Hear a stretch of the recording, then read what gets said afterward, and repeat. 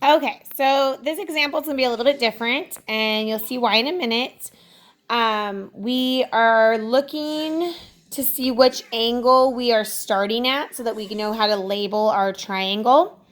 You'll notice we don't know any of the angles except for the 90 degree, and we never use the 90 degree.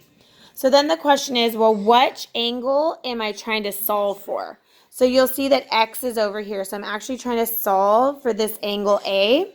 So my little stick figure guy will be there because I'm still in respect to this angle.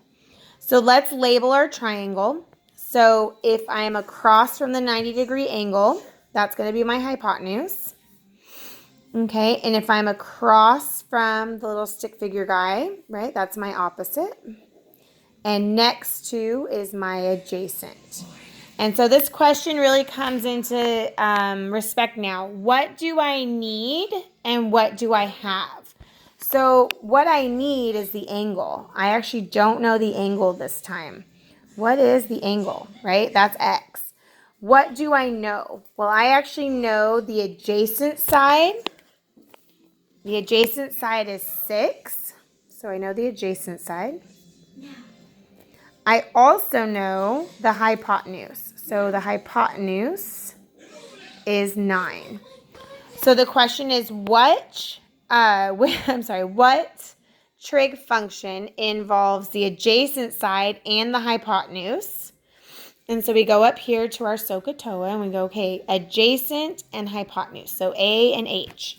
And we'll notice it's cosine. So cosine has the A and the H. So let's set it up like we normally would. Well, we're going to say, okay, cosine of the angle. Oh, I don't know the angle. So that's X. And that's going to equal the adjacent is in the numerator. So the adjacent is 6 over the hypotenuse, which is 9. And so now the question is, well, how do I put this in the calculator? How do I solve for X? Because now it's attached with the trig function. So the answer to this is we need to do the opposite. So instead of trying to solve for a side, we need to solve for the angle. So if we're doing the opposite, we're going to use the inverse. And in the calculator, the inverse is represented by this little -1 on top. So you'll notice in the calculator, you should have a sine, a cosine, and a tangent that all have this little -1 here. What this does is it switches the X and the ratio. So now all we have to do is say cosine with the little -1. So the inverse of 6 over 9 is going to equal X. So I can now set it up this way and put this in the calculator. So if I go to the calculator, I'm not using the regular cosine. I'm now using this cosine with the little negative, okay? And so then now I'm going to put in 6. It's not inside. Let me go back.